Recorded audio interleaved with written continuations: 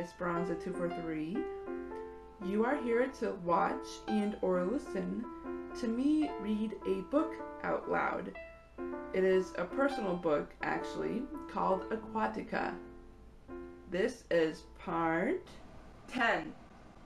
My gosh, I can't believe I'm already reached to video 10. Part 10. That's incredible. Welcome everyone, as per usual. I hope you are enjoying the book as much as I am. It's been a while since I've read the book, even though I've already gone over it before I decided to record this on my channel. I never really expected to be editing it again. But of course this would be after I've learned so much about writing. According to the last time I went over this book, it's been apparently over a year. Because like in the past year I've learned that all books need commas when it comes to the end of a speech, or any talking form I should say. And before I learned of that, I thought I could always be the one to break that rule.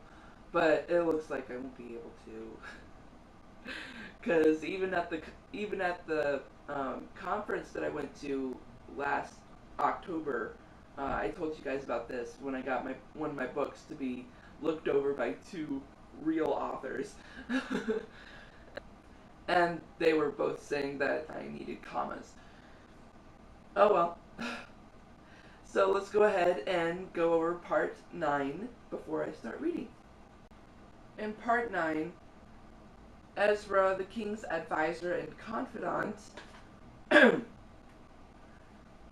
found out mer person that he's been trying to find. And so he leads Garnet, who is the main character in this book, Garnet, leading her to a city called Aquatica. And I actually explained almost in full detail of what the city looks like, and it is amazing. I have to say, the similarities of Aquatica to other underwater cities, it's similar to, I actually combine like different things. Because, like, in my mind, Aquatica is, like, a little bit of everything from all the underwater cities I've seen. There's a little bit of the underwater city from Little Mermaid. There's a little bit of the, I think it's Aqualia? Or something like that, from one of the Barbie movies. A Mermaid Tale 1 and 2. Because I know it was shown in both of them. But it is mostly... in my mind, it is mostly like a lot of the underwater buildings from Endless Ocean, which is a game played on the Wii. At least that's what I think. I'm sure it can be played on other consoles. Garnet gets to meet a psychic mermaid named Miss Darla Tatum. At Miss Darla's cove. Her walls are covered with iridescent swirls and all that, which put Garnet into an interesting sleep. Anyone who falls asleep to the iridescent swirls in Miss Darla's cove dreams of their fears, or anything remotely to a fear. But with Garnet, it seemed to be different. Something was different about it. She experienced a memory from her ancestral line, which is interesting because this memory was actually the same one that her mom experienced as a nightmare when she was younger. Interesting, huh? And I actually ended part 9 with Garnet meeting the king. Really exciting about that. And to be specific, I ended with describing the king as he entered the throne room. And I guess I should be explaining what the castle looks like, but considering it's like 3 different meshes of other underwater cities. I might postpone that. I mean, there are times when I try to describe it, but not at my best. Anyways, let's go ahead and start reading.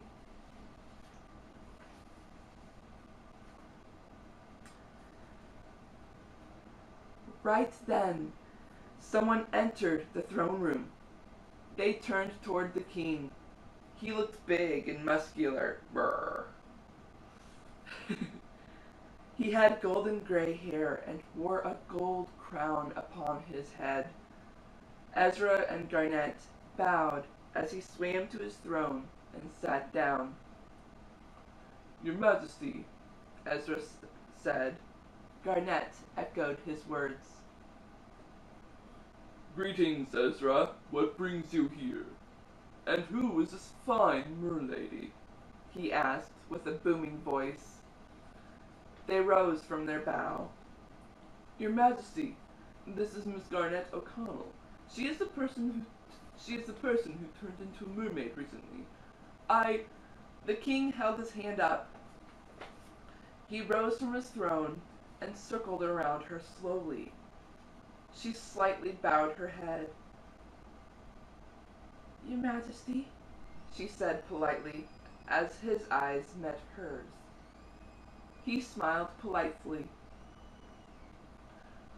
I can see you are a descendant of one. Not many humans have 2 different natural hair colors. Who is your mother, dear one?" Her name is Amber Tarleton. My aunt has told me she died when I was a baby." She stopped herself from saying that she didn't believe it. You were raised by your aunt, then?"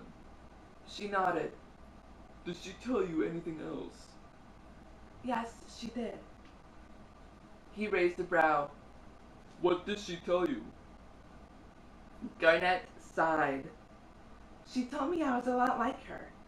My mother saw the ocean once, but never got in.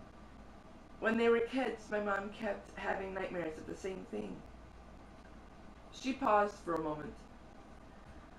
"When my aunt explained the nightmare, it sounded more like a memory. I never figured out why until today." The king looked curious. "How did you figure it out? Was it a memory?" Your Majesty, if I may," Ezra interrupted.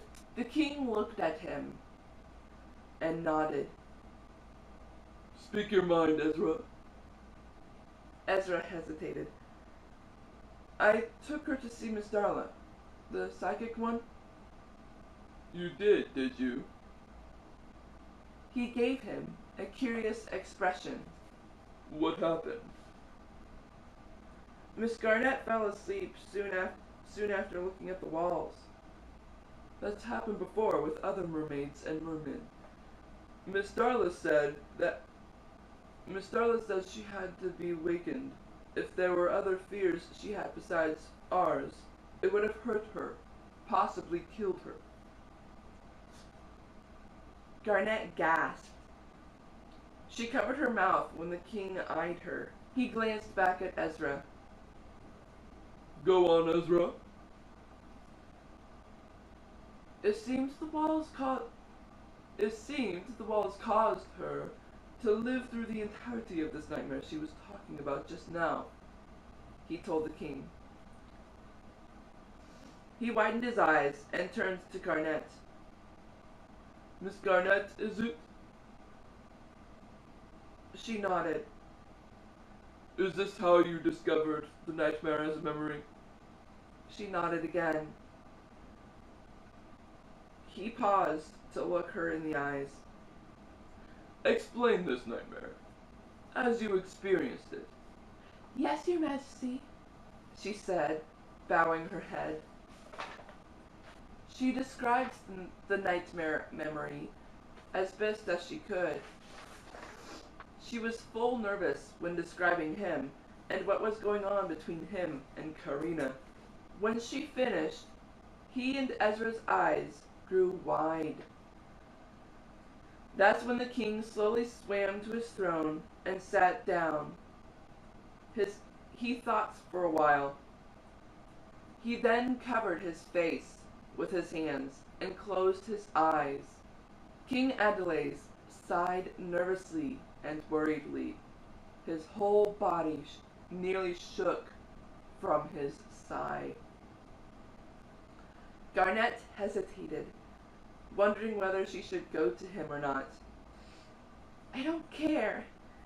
If he's my great-uncle or great-great-uncle, I should be there for him, she thought to herself. She took a deep breath and let it out. She then swam to the king's side. Your Majesty, are you all right? He sighed nervously once more. His body shook. Do you know who this mermaid is? He whispered. She bit her lip. She would be your niece, sir. Since part of the dream was my mother's dream, I'm surprised I didn't get it. She paused for a moment. I did say I could barely hear what you said when you called to her. If I'm correct, it sounded like Arena. He shook his head. That's not her name, he whispered. It was Karina. I was very fond of her. We had fun times. I'm sorry, Your Majesty. It sounded like he grunted, but it was a short, muffled laugh. Considering she is part of your ancestral roots, I think it would be best if you called me Uncle Adelaide. Garnet hesitated. Hearing that made her unsure if that was correct. Uh-oh.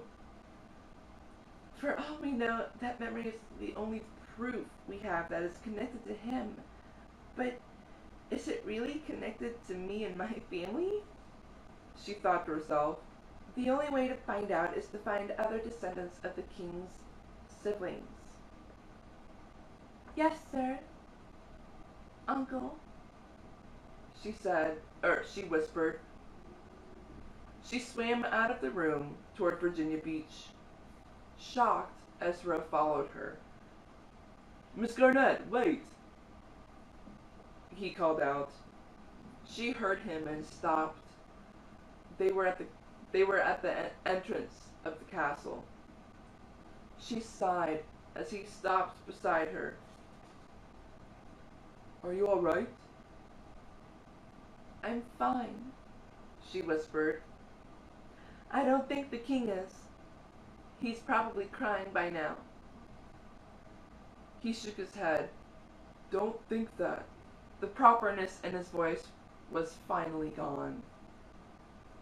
He just found out that the mermaid was his niece. I am sure he is in pain because he turned her human. Ezra touched her shoulder. It's not your fault. Garnet looked him in the eyes. It might be my fault. If it's all true, I'm his great-great-grandniece. Or whatever. She swam away. Confused, he followed her. What do you mean, if it's all true? Do you think this memory isn't from your family's ancestor? He was shocked to hear that from her. She stopped swimming as tears filled her eyes. I don't know. I'm sure it is. I just don't want to believe it. After meeting him, Ezra nearly gaped. Garnet, that is not nice. What will change your mind? Is there anything that will get you to believe you belong here? She looked down, shaking her head. He lifted her chin. You're a nice woman, Miss Garnet. Whether you're a mermaid or not, you should be following your heart. She smiled. She smiled weakly. There are a few things. He raised his brows. If I am related to King Adelaide as a niece in some way, he obviously had siblings. If there are any ways of tracking them or their descents, it's possible they'll know if she had kids. Or something. Ezra nodded. Plus, if my mom is still alive, she might have come here. Is there any way to find out if anyone new arrived in Aquatica 15 years ago? She begged with a quivering voice. Tears floated from her eyes. Ezra bit his lip. There's no way for sure, except going around town and asking merfolk. I don't think I'm up for that. After helping you, almost everyone seems to be on edge around me. He chuckled. She gave him a frightened look. Oh no, really? She said worriedly. She swam off again. Wait, Garnet, I was half kidding. He told her, trying to stop her once more. I don't want to stir up Aquatica again by asking suspicious questions. That's all. She rubs the middle of her nose. I know. She scoffed. I'm just tired. Tired of all this. She took her hand off her nose and closed her eyes. I want to go back home. She paused. I wish I could go back home. I'm sure you do, he whispered. All of a sudden, a mermaid swam past them so fast, she almost made them spin around. She looked worried, yet excited. Uncle! Uncle! She cried. Ezra and Garnet eyed each other. Let's go, he said. He swam after the mermaid. Garnet followed.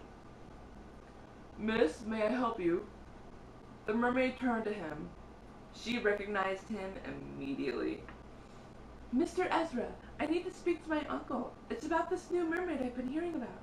Is it true? Did someone really turn into a mermaid? She nearly cried. She looked bemused, curious, and excited all at the same time. Garnet and Ezra were confused. Who was her uncle? Miss, calm down. Let's start from the beginning. What is your name? She sighed peevishly. My name is Amethyst Gailton, she replied. Now who is this? Her eyes gazed at Garnet, who was a bit frightened by Miss Gailton's behavior. She gazed back at Ezra. I'm sorry, I disturbed your meeting. It's all right, Garnet said. I was just getting ready to leave. She did seem a bit confused, though, about Miss Gailton's uncle. Why would you want to talk to your uncle? Shouldn't you be asking the king about the mermaid? Miss Amethyst gave a soft look. My dear, the king is my uncle. Ezra and Garnet gasped. That makes sense, Ezra said. Garnet looked at him as he looked at Nettie. I know I said before that we hardly use our last names, but we do use it when we get married. I remember someone in the royal family marrying a Gailton, he explained. She then shook her head in shock. That would mean, Garnet whispered. She gasped and looked at Miss Amethyst. I know this sounds random, but would you know anyone named Amber Tarleton? Miss Amethyst was shocked, but thought about the name. I know one person named Amber, but her last name isn't Tarleton. It's Winsome. She paused, observing this mermaid in front of her. Odd. You do seem to resemble her a bit. Who are you? Garnet smiled, almost chuckling. I'm actually new around here. I turned into a mermaid not too long ago. Miss Amethyst's eyes widened with shock. You're the mermaid. Nettie nodded. The mermaid kept still. The mermaid kept still in shock. And then she was excited. Well, what's your name? Where are you from? She gasped. Which mer person are you related to? Do you know? Whoa, hold your seahorses, Garnet said. That's a lot of questions. I think I know which mermaid I'm related to, but I'm not positive. I was raised on land by my aunts. I didn't know a thing about my mother until recently. I was actually staying in Virginia for a while. She sighed and smiled faintly. My name is Garnet. Garnet O'Connell. Miss Amethyst gaped. Garnet? Garnet nodded. What is your aunt's name? She looked worried, panicked really. Garnet narrowed her brows. Why would you ask that? I think you might be related to someone I know, Miss Amethyst thought to herself. I think I know who you are looking for. She closed her eyes. Please, Miss Garnet, answer the question. Garnet tried looking her in the eyes. My aunt's name is Keely Tarleton. And I am actually going to stop there. I was going to stop on the next page, but I'm trying to create shorter videos so that the playlist for you all can be a little bit longer. Oh my gosh. This is incredible. This is incredible. Oh, I'm so excited. I cannot wait for you all to... I cannot wait to finish this book because I think you all are going to be pretty happy with the changes I made, even though I'm still editing it. Wow, incredible. Alright, so I'm gonna leave you all to your day, to your day's schedule, to your day's plan, or if you don't have a plan, sit back, relax, just enjoy the time you have, but at the same time, try to enjoy your moments with your family, your friends, your pets, as much as you can. Life is short. Be bold. Love you all. I hope you all have a great morning, afternoon, evening, or night, wherever you are in the world. This is the Esperanto 2 3, signing out.